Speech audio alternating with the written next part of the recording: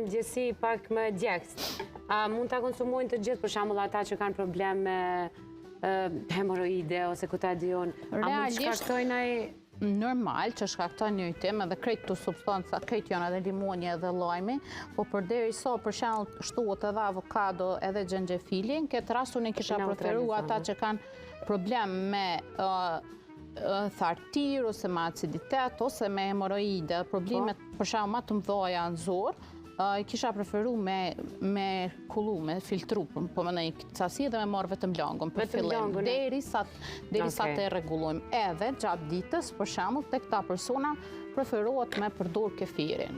Kuptohet çysh e kena preferuar çdo herë, preferohet me përdor kefirin, mos më të madhe për shkak që me marr nivelin e probiotikëve në sasi të duhur. Unë e bëj një sasi shumë të vogël, se edhe inën e kena të vogël, kështu që pjesën tjetër tani e bëjmë mbrapa xhirin.